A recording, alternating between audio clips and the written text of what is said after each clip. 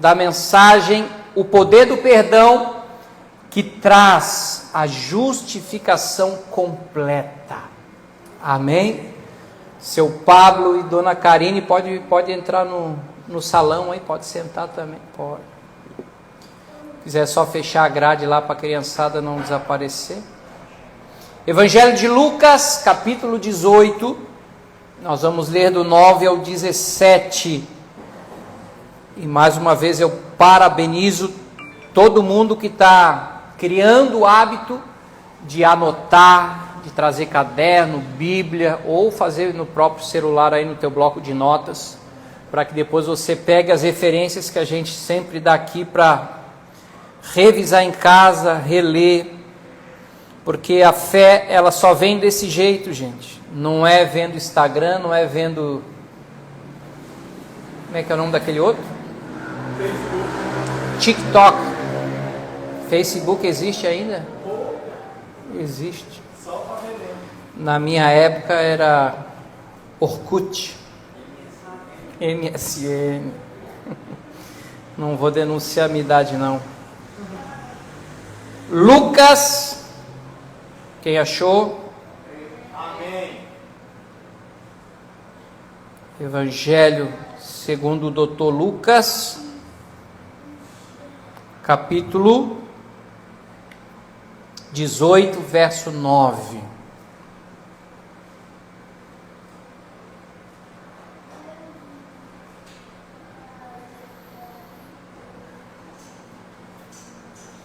Olha como é que está aqui na minha. A parábola do fariseu e do publicano. Segura que vem pedrada aí. Diz assim: propôs também esta parábola a alguns que confiavam em quem? Em si mesmos, por se considerarem justos, e desprezavam os outros. 2 homens subiram ao templo com o propósito de orar, um fariseu e o outro publicano. O fariseu, posto em pé, orava de si para si mesmo. Olha a loucura do fariseu. Desta forma: ó Deus, aleluia, graças te dou, porque não sou como os demais homens, roubadores, injustos e adúlteros, nem ainda como este publicano miserável, pecador. Jejuo 2 vezes por semana, glórias a mim, e dou o dízimo de tudo quanto ganho, aleluia. O publicano, estando em pé, longe, não ousava nem ainda levantar os olhos aos céus, mas batia no peito, dizendo: ó Deus, sê propício a mim, pecador. Digo-vos que este desceu justificado para a sua casa, e não aquele, porque todo que se exalta será humilhado, mas o que se humilha será exaltado. Amém? Pai, em nome de Jesus, nós somos gratos por mais uma noite de comunhão na sua casa. Obrigado por essa porta que tu abriu para Ohana, no Rio Tavares, Senhor, por toda a estrutura e infraestrutura que o Senhor tem nos concedido no decorrer destes 2 anos, e que o Senhor nos conceda a graça para vivermos nesse 3º ano aquilo que os nossos olhos não viram, aquilo que os nossos ouvidos ainda não ouviram e jamais penetrou no coração do homem, o que o Senhor vai nos revelar, o que teu Espírito irá nos mostrar e nos ensinar na caminhada, na intimidade, no relacionamento com o Filho de Deus, o nosso Salvador Jesus Cristo. Usa a minha vida mais uma noite naquilo que o Senhor me concedeu como dom, de ser porta-voz da mensagem que sacia a nossa sede, que elucida as nossas dúvidas e incertezas, que faz calar o medo, a angústia e que gera esperança, que gera fé, que gera alegria, para que nós possamos estar cada dia mais, Senhor, fortalecidos e renovados na palavra revelada do poder do Teu perdão sobre as nossas vidas. Assim como o Senhor instruiu e ensinou aqueles homens através dessa parábola e dessa história, vem elucidar, vem esclarecer, vem trazer revelação e entendimento a cada coração que aqui está nessa noite, Pai, que tem como prioridade estar assentado aos Teus pés como Maria, para receber palavras de vida eterna. Assim agradecemos, confiantes na ação do Teu Espírito nessa noite, em nome de Jesus, amém, Senhor. Amém, queridos? Glória a Deus. A Bíblia não é um livro religioso, a Bíblia é um livro de revelação. Tem pessoas que, por não se relacionarem com Deus, elas têm, por entendimento e até por ignorância, a Bíblia como um livro ultrapassado, a Bíblia como um livro grosso de capa preta, que só os ignorantes carregam como se fosse um desodorante debaixo do sovaco, para cima e para baixo, mas que nem eles que carregam têm o entendimento e a clareza do que Deus quer falar através desse livro.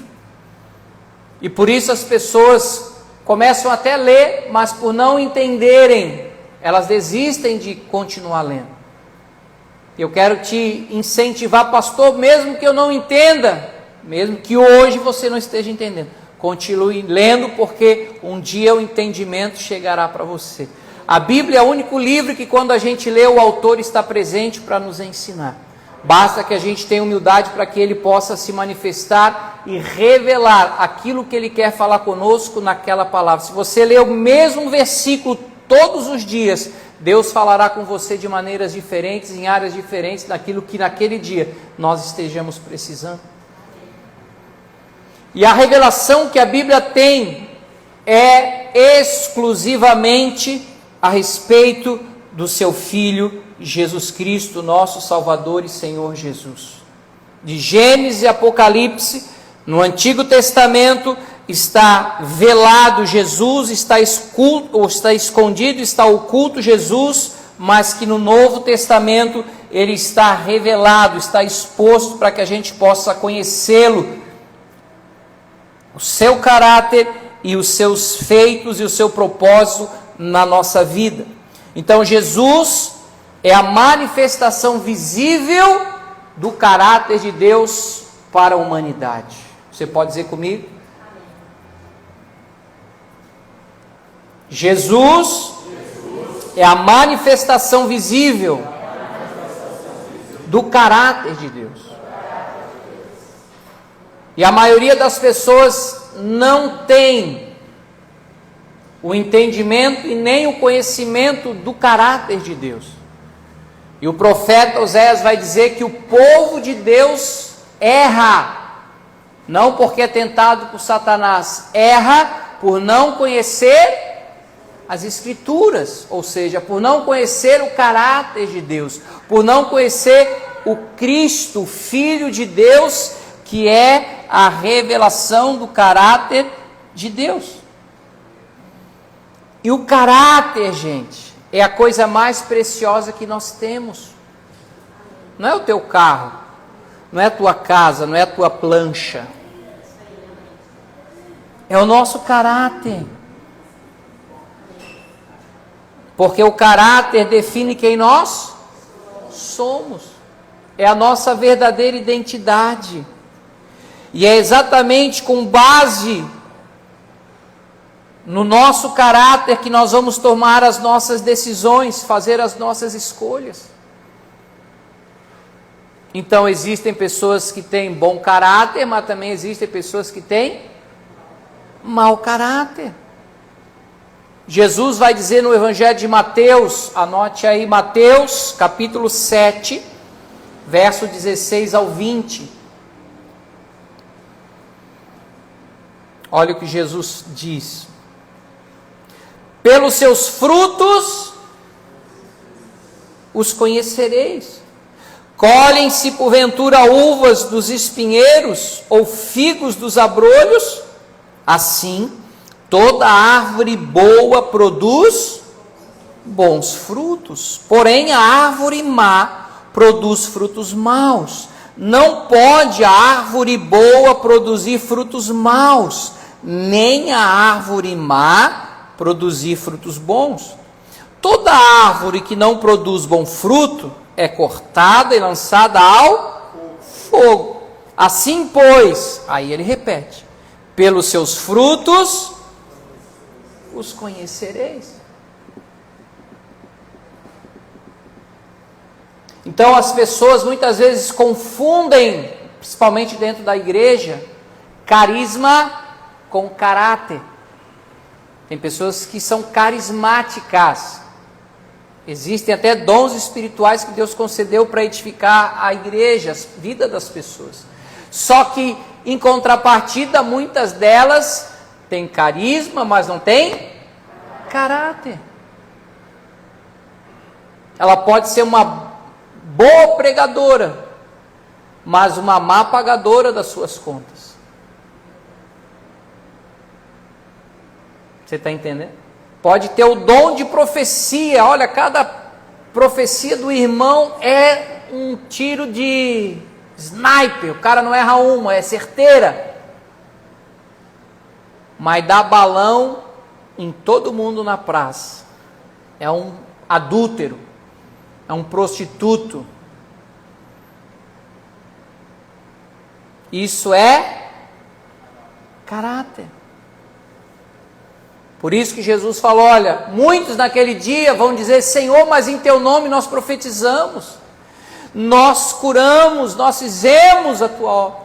E Jesus vai dizer, eu não conheço vocês, apartai-vos de mim para o fogo eterno. Então, olha a importância do caráter. E na Ohana nós priorizamos muito mais caráter do que carisma.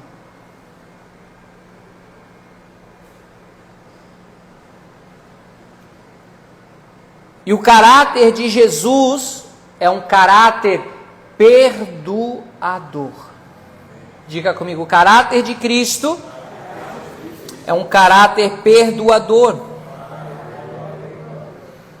Jesus disse lá em João 8,32, conhecereis a verdade, e a verdade vos libertará. Aí ele vai depois no 36, se o Filho vos libertar, verdadeiramente sereis livres. Então, conhecendo o caráter de Cristo, que consequentemente é semelhante, idêntico ao caráter do Pai, é um caráter perdoador e amoroso. Lembra, já tivemos um mês aqui que falamos, Deus é amor, sim ou não? Hoje em dia muito se fala de amor, mas o amor não é Deus. Deus é amor, mas o amor não é Deus. Porque o amor de Deus é o amor ágape, é o amor incondicional, é o amor inexplicável.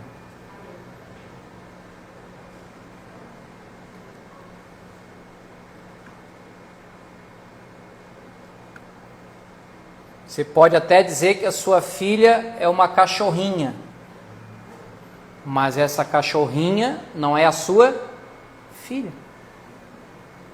Já dizeria o falecido comentarista de futebol, falecido Miguel Livramento.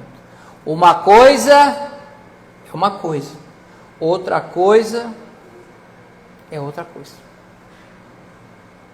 Então, conhecendo o caráter de Cristo,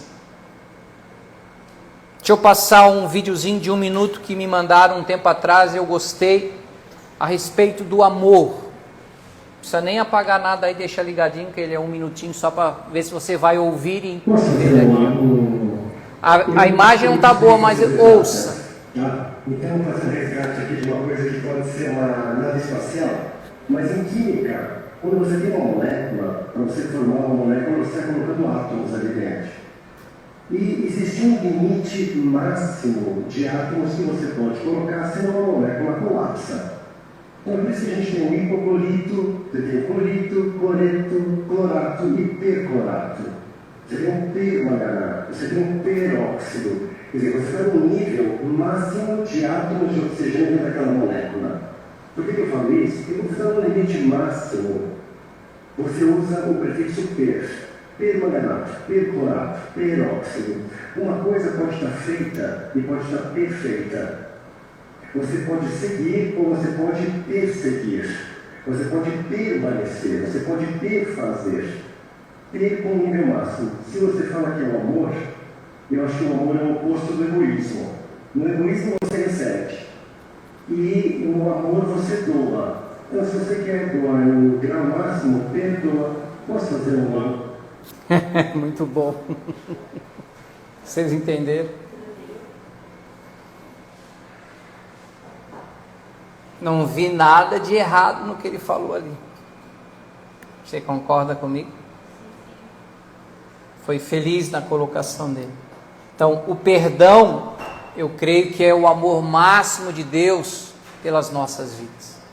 E aqui nós vemos Jesus contando essa história do oposto, né? O homem religioso que se achava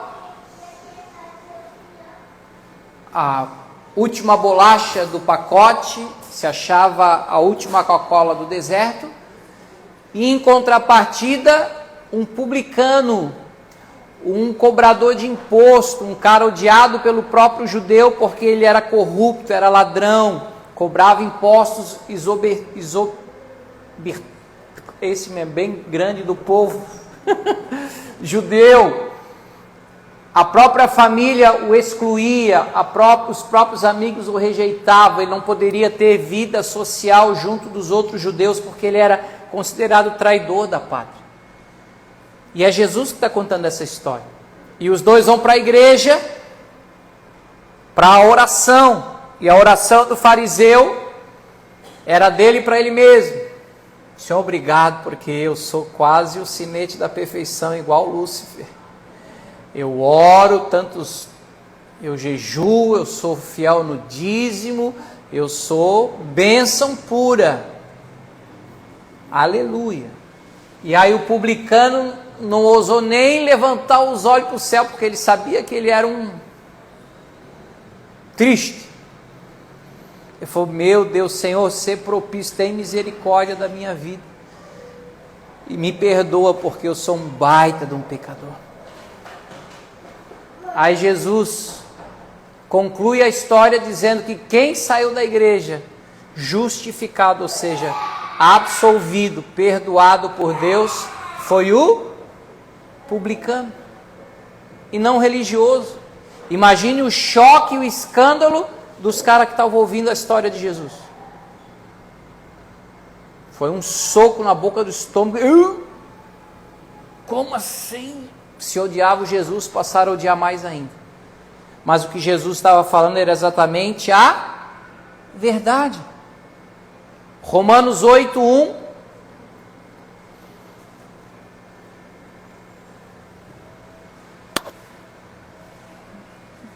Paulo começa o capítulo dizendo: agora, pois, já nenhuma condenação existe para os que estão em Cristo Jesus.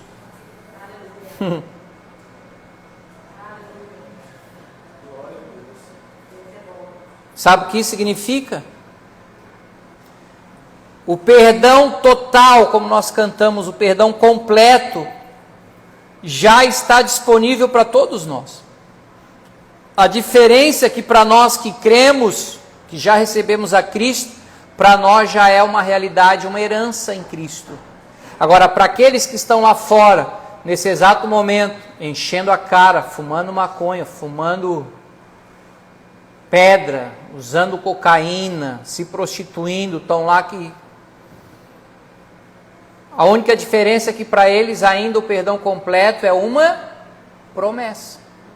E que eles precisam que alguém anuncie para eles essa boa notícia. Olha, tem perdão para a tua vida, cara.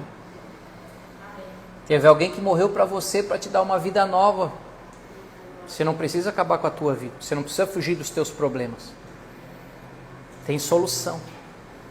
Essa solução se chama Cristo Jesus. Essa é a boa notícia. Você crê nisso?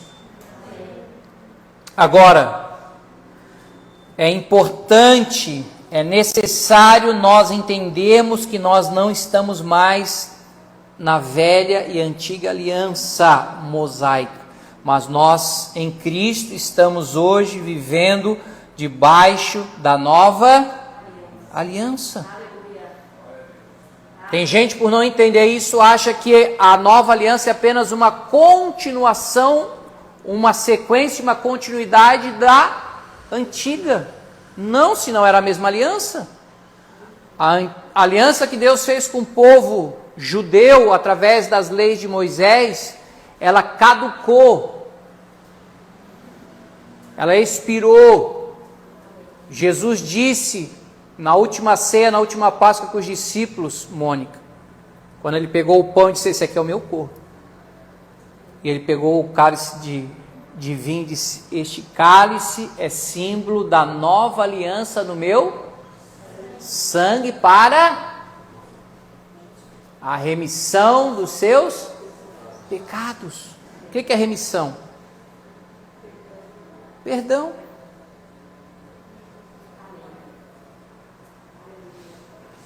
Então, como é que eu vou me relacionar com Deus achando que ainda eu estou numa antiga aliança? Eu preciso entender, renovar o meu entendimento e viver na condição da nova aliança. Não mais legalista, mas agora amorosa. Vou te dar 2 versículos da antiga e 2 da nova, com um comparativo para você ter um entendimento e esclarecimento. Pode ser? Como é que era na antiga aliança, pastor Guto? Êxodo 34, versos 6 e 7. Êxodo 34, versos 6 e 7. Antigo Testamento.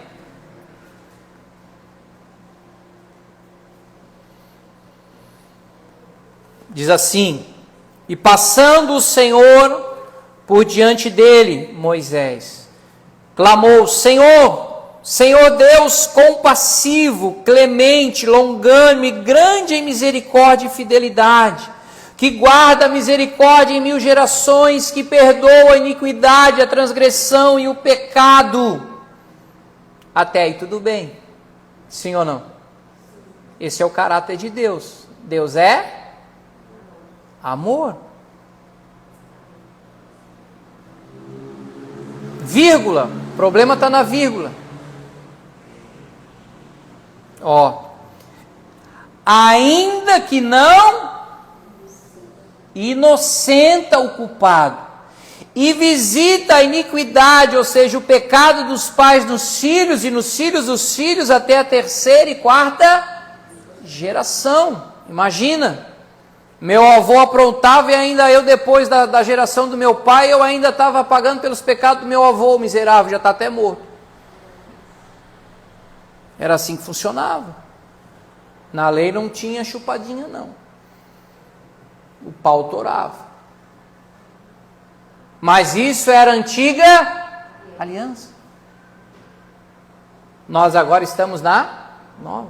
Aí como é que a igreja ainda está aí fazendo regressão, cura, libertação? Não, isso é hereditário, a 3ª e 4ª geração, foi o teu avô, e agora está do teu pai, cuidado que agora está contigo, vai vir para o teu filho, tem que quebrar, vamos fazer 6 sextas-feiras e quebra, e não sei o que, aí passa as 6, não quebrou nada, continua tudo arrebentado, debaixo de maldição, porque ele crê nisso.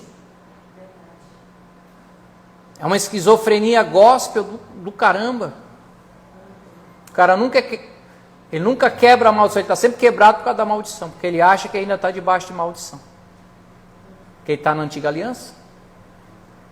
Quem vive debaixo da lei vive debaixo de maldição, disse Paulo. Tá, pastor? Então como é que funciona a nova? Vamos para a nova? Diga comigo, a nova é melhor. Hebreus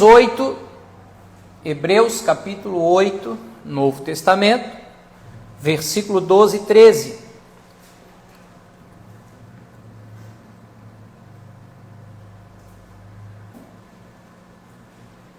Encontraram? Não? Contra aí. Diz assim: pois para com as suas iniquidades usarei de misericórdia, e dos seus pecados jamais me lembrarei. Quando ele diz nova, torna antiquada a primeira. Ora, aquilo que se torna antiquado e envelhecido está prestes a desaparecer. Então, na antiga, Deus lembrava até o bisneto. Agora, na nova, eu que cometi o pecado, eu que fiz a fezes. O perdão já está sobre a minha vida. Deus já não vai lembrar mais. Imagina para o meu filho, para o meu neto, para o meu bisneto. Você está entendendo? Então como é que eu vou querer viver na velha, gente? Caducou.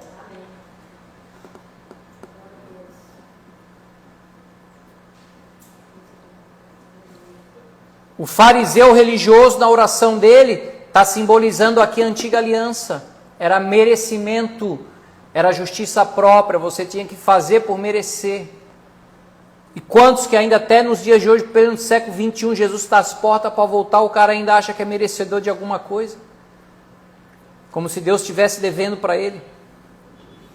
Não, tem tantas horas de oração no monte, eu tenho tantas horas de culto, eu tenho tantas horas de diaconia. Se eu botar no minha carteira de trabalho celestial, Deus está em dívida comigo. Aí tu vai ver a vida do cara, é uma desgraça, não tem bênção nenhuma. Aí o cara chega aqui cheio de pecado, todo ruim, mas ouve uma palavra dessa, acredita, recebe, se arrepende, sai daqui. No outro dia já vive milagre, já ganha na trimania acumulada, já arruma namorada, casa, ganha herança que nem sabia que tinha da avó que morava lá na fazenda, já compra um apartamento aqui no Novo Campeche. Aí tu fica assim, como? Isso é o inimigo, isso é laço. É que tu não vive bênção, rapaz, tu vive maldição, porque você acha que faz por merecer. Graça é graça, não merecemos. Quem que alcançou misericórdia naquele culto de oração? Não foi o lazarento do publicano? Do corrupto? Do ladrão? Foi ele que saiu perdoado da igreja, não foi o religioso. Vai dormir com isso aí agora?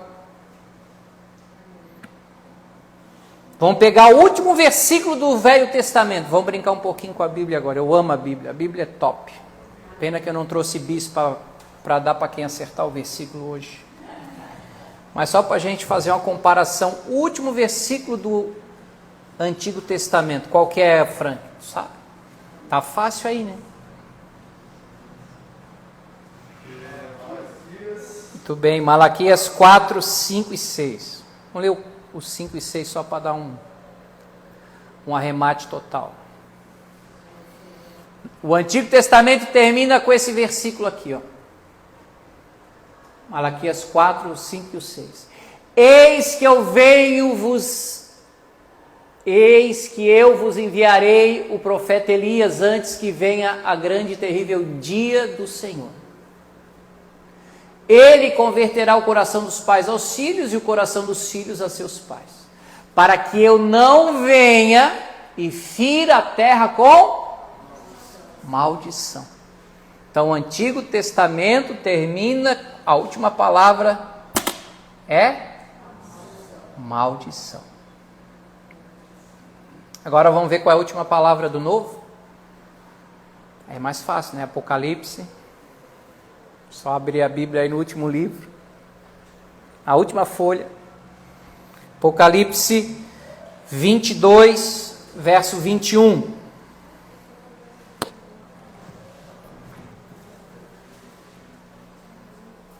Acharam aí? Já risca a tua Bíblia, bota essa, como é que chama essa? Marca texto. Ah, é, pastor, vou riscar a Bíblia, é pecado? Pecado é ter Bíblia e deixar ela fechada. Quanto mais velha e detonada a tua Bíblia, mais a tua vida é abençoada. Quanto mais bonitinha a tua Bíblia, mais a tua vida... Olha como é que termina a Bíblia, coisa linda. A graça do Senhor Jesus seja com todos. Quer que eu desenhe? Não precisa, né?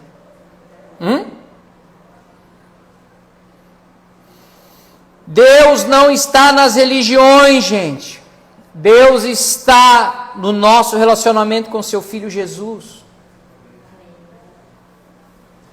Você quer conhecer a Deus e o seu caráter, se relacione, tenha intimidade com Jesus Cristo.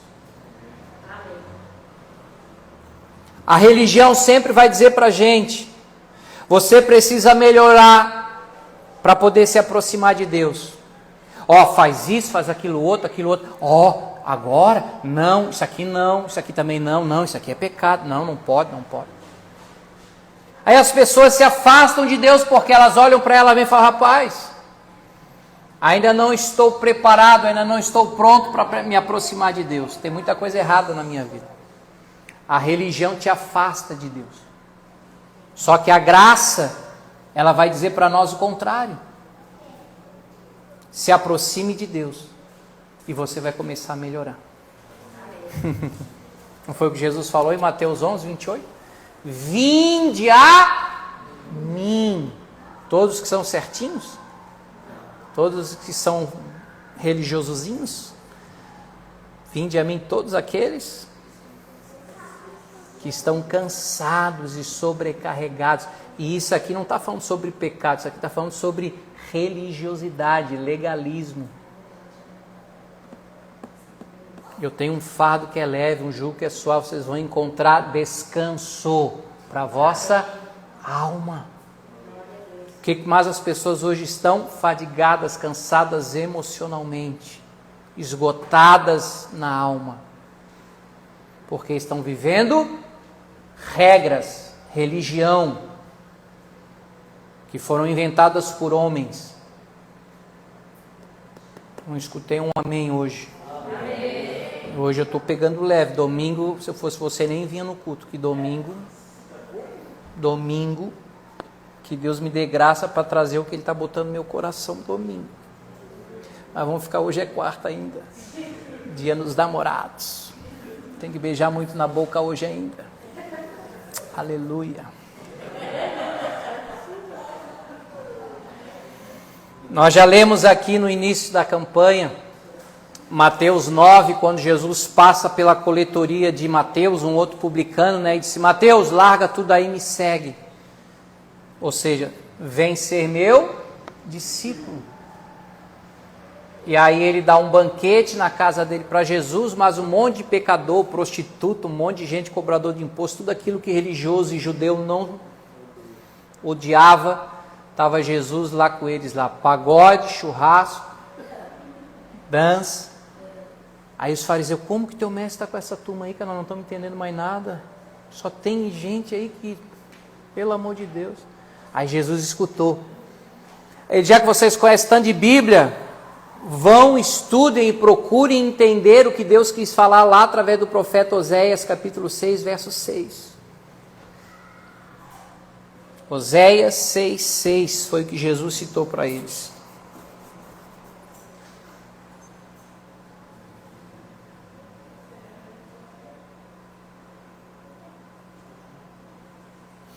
Pois misericórdia quero e não sacrifício. E o conhecimento de Deus, ó, o caráter de Deus, mais do que holocaustos. Holocaustos era sacrificar animais, derramar o sangue dos bichinhos para cobrir a culpa dos homens, dos pecados dos homens. Jesus está dizendo, eu não vim buscar os santarrões, eu não vim buscar os religiosos, eu vim buscar os pecadores, eu vim para morrer porque não presta. Eles é que precisam de salvação. Se vocês acham que não precisam, problema de vocês.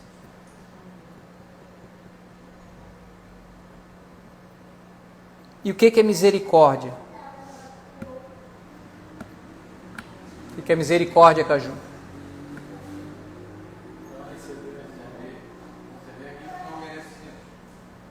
Misericórdia, não receber o mal que nós merecemos. Todo mundo condenou e excluiu Mateus.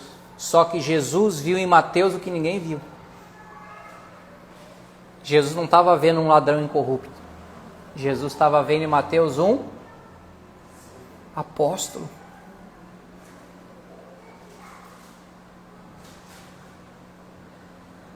A gente lê os livros iniciais da Bíblia, o Pentateuco. Quem que escreveu o Pentateuco, gente? Moisés.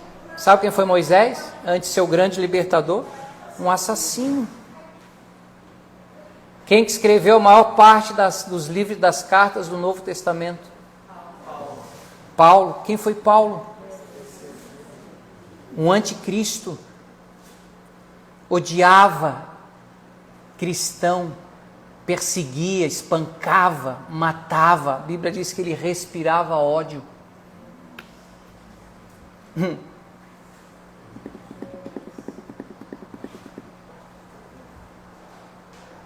E hoje, ai, nossa, o apóstolo Paulo, nossa, grande homem de Deus.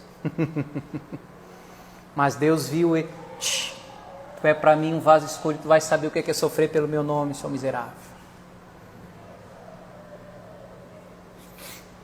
Deus vê em você e em mim até aquilo que a gente próprio não enxerga.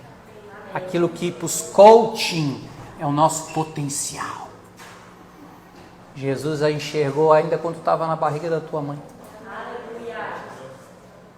Por isso, você precisa se relacionar com Cristo. Amém? Eu não tenho nada contra os coaching. Mas aqui na Igreja Ohana tu vai ouvir de Cristo. Porque se for para você ouvir dizer que não, você pode, você vai. O que está fazendo dentro da igreja? Eu preciso de Cristo. Todo dia que eu falo com ele, eu falo assim, eu dependo de ti. Não sei viver e não consigo viver sem a tua presença na minha vida.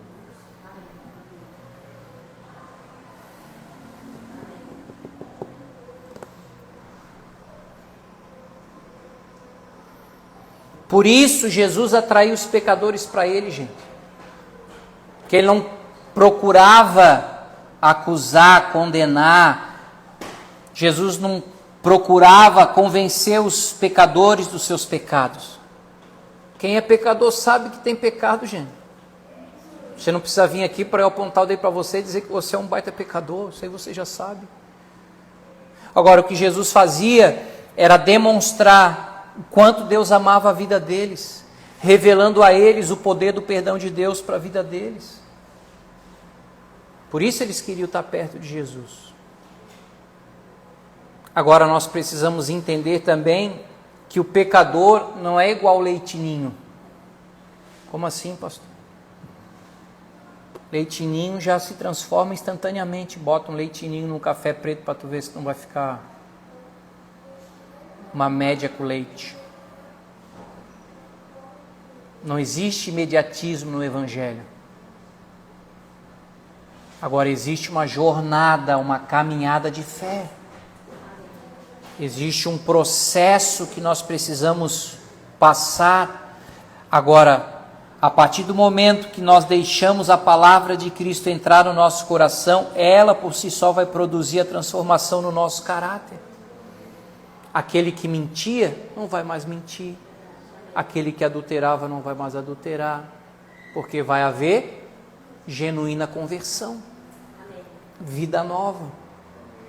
O que mais hoje tem nas igrejas é crente convencido. Não tem transformação, não tem mudança. Então não adianta ter igreja cheia e vazia de Cristo. Nós estamos dando um passo de cada vez, porque na Ohana o nosso desejo é ter uma igreja cheia de pessoas cheias de Cristo. Amém? Amém? Em nome de Jesus. Amém. Romanos 3, 23 e 24.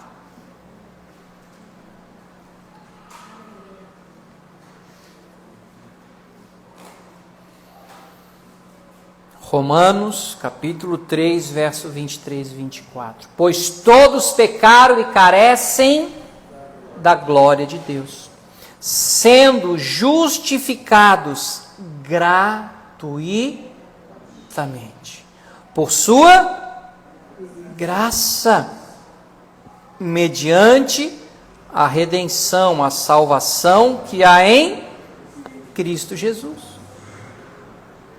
De vez em quando eu gosto de explicar, porque às vezes o pessoal, tem gente nova, e aqueles que têm dificuldade vão poder ter a chance de entender novamente o que é justiça. Quando a gente vê alguma fatalidade, alguma tragédia, daquele famoso homicídio culposo, onde a pessoa que matou alguém não tinha a intenção de matar, mas a outra morreu. Então ele vai ter que responder criminalmente. E aí o pessoal vai entrevistar a família que está chorando a morte do ente querido. Vamos supor lá, o cara foi para a balada, estava muito doido, atropelou 3, matou 2 e nem sabe o que fez. E aí a família revoltada pede o quê? Justiça. Nós não queremos justiça, tem que ir para trás das gatas, tem que pagar pelo crime que cometeu. Tirou a vida. Queremos justiça. Só que na verdade o que a família quer é juízo, é punição, não é justiça. Juridicamente, isso não é justiça.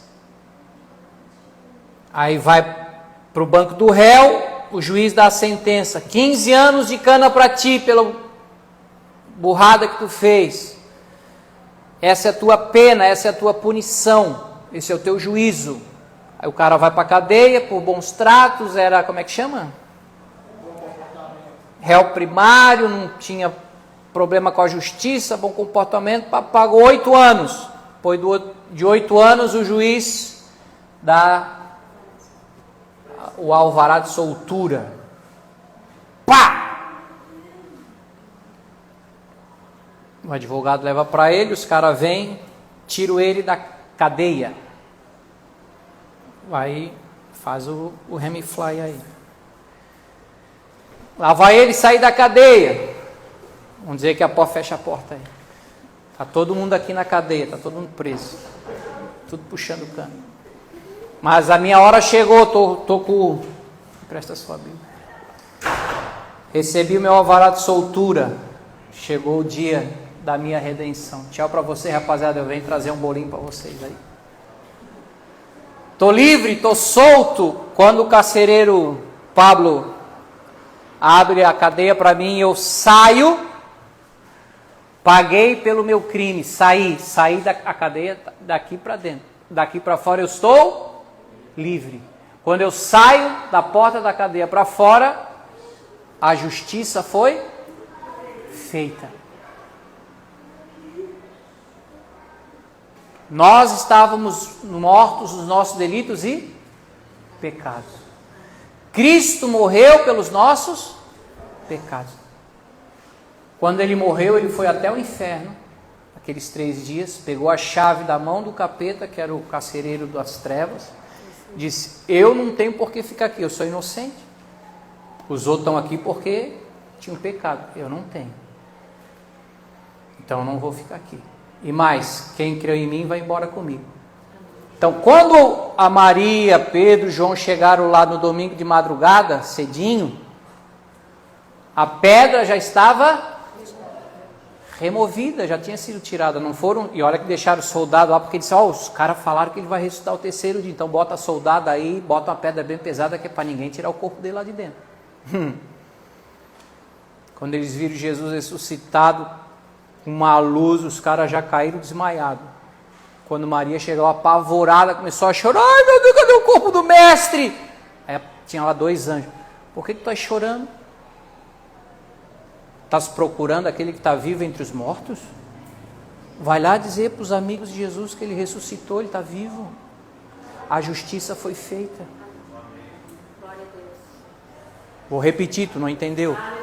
Quando Jesus abriu a sepultura e ele ressuscitou, a justiça foi feita. Por isso não há mais condenação sobre nós. Não tem como a gente, pelo mesmo crime, 2 vezes pagar pela culpa. Não tem como, juridicamente. Não, tu já pagou, cara, está livre, vai embora. Você está absolvido, já pagou. Cristo pagou. Então como é que eu vou querer sacrificar alguma coisa a mais? A não ser gratidão, louvor, adoração. Eu vou dar uma mãozinha para Jesus. Não precisa dar mãozinha nem mãozona não. O preço que ele pagou para nós foi suficiente. Isso é justiça.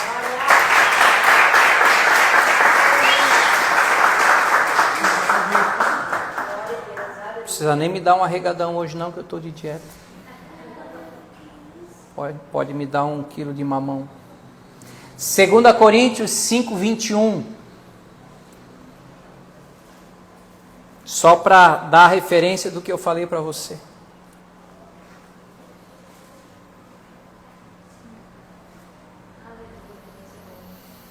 Aquele que não conheceu o pecado, ele o fez pecado por nós, para que nele, em Jesus, fôssemos feitos justiça de Deus.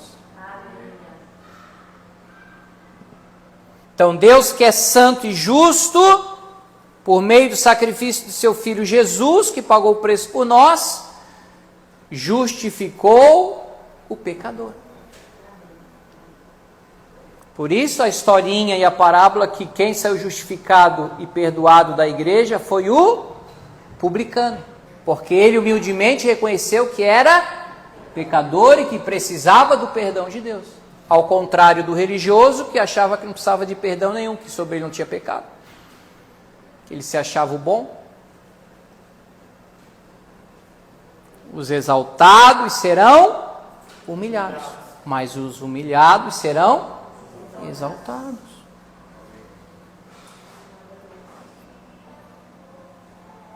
Deus, que é justo, torna o pecador justo. Quem é que saiu da igreja justo?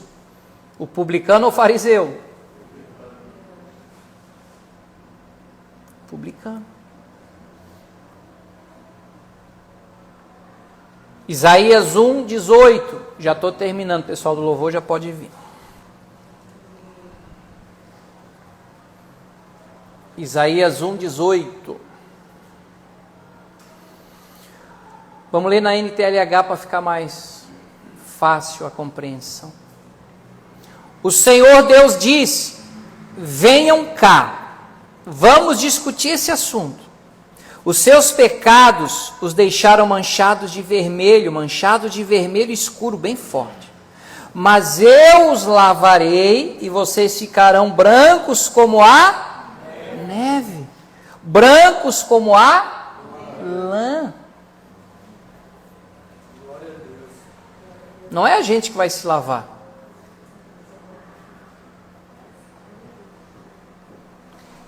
Eu os lavarei. Pelo seu sangue.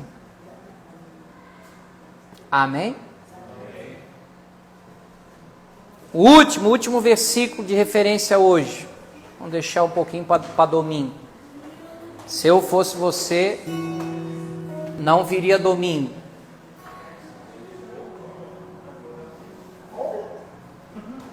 Domingo vai ser brabo.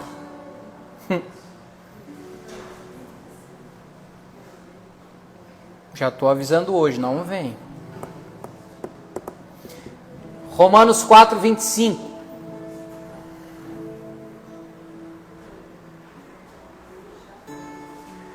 Jesus foi entregue para morrer por causa dos nossos pecados. E foi o quê? Ressuscitado a fim de que nós fôssemos aceitos por Deus. É porque ele botou na NTLH, bota na RA agora para tu ver. Para você entender. O qual foi entregue por causa das nossas transgressões e ressuscitou por causa da nossa justificação. Justificado é ser aceito, é ser absolvido, é ser livre. Hoje as pessoas querem parecer com as outras para ser aceita ali naquele grupo, naquela gangue, no meio da galera. Ó, se tu quiser vir morar em Floripa, tem que virar maconheiro. Se tu não ser maconheiro, não vai ser aceito aí nos grupos de Floripa. Quem já passou por isso? Ninguém. Hã? Passam, né? Já ofereceram um beckzinho para ti, mãe?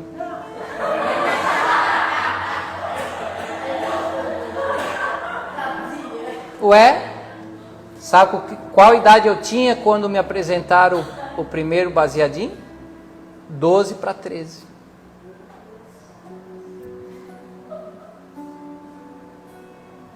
Que aqui em Floripa é natural, é normal. Sente a maresia.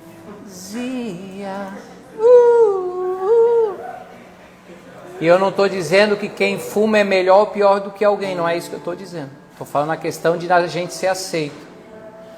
Não, mas se tu não beijar rapaz, tu não vai ser aceito. Não, se tu não beijar mulher, tu não vai ser aceito. E aí as pessoas se anulam, perdem a sua própria identidade para poder serem aceitas. O amor de Deus é tão poderoso por nós que Ele nos aceita do jeitinho que a gente é. Cheio de defeito, cheio de falha, cheio de pecado. Não, eu te amo e eu te aceito do jeito que é. Vem para mim que deixa eu dar um jeito em você. Deixa eu trabalhar. O poder do perdão traz a justificação completa para as nossas vidas. Amém? Eu quero encerrar com uma cruz e um coração, porque quando se fala de perdão, muitas vezes se fala de arrependimento, e arrependimento do grego é metanoia, ou seja, mudança de mentalidade. Preciso mudar minha mentalidade.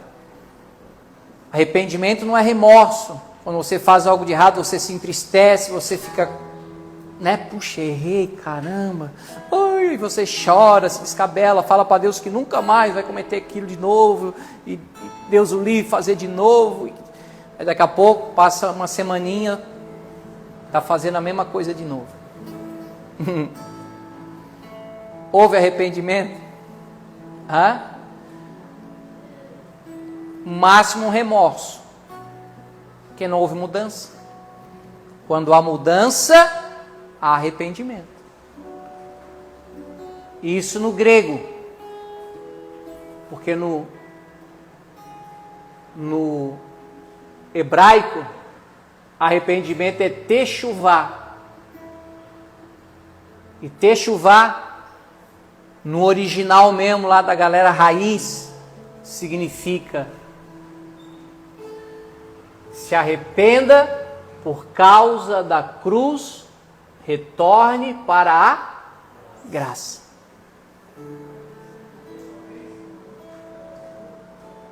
Isso é arrependimento. Eu estou indo para lá, caí, tropecei, pisei na jaca, na bola, sei lá. Ai, ixi, retorna para a cruz, porque lá tem graça, lá tem perdão, lá tem justiça. Você não vai voltar de novo para o pecado. Não foi o que Jesus disse para a mulher pega em flagrante adultério? Eu não vou te condenar, mas vai e não peques mais. Não viva essa vida de escravo. Eu tenho uma vida de filho para você. E aí o pessoal, por não entender o poder do perdão, bate para o povo lutar contra o pecado, potencializa o pecado. De tanto falar no pecado, o povo vai viver sempre no pecado. Agora, quando eu falo do amor de Deus, da graça do Senhor Jesus, eu vou potencializar uma vida de justiça. Então, quando o tinhoso vir para me tentar, o pecado já perdeu a graça, filho, eu já estou na graça de Cristo. Não preciso de maconha, não preciso de pecado, eu estou na graça. Estou livre, estou leve, solto, tenho paz, tenho alegria, estou justificado. É muito melhor.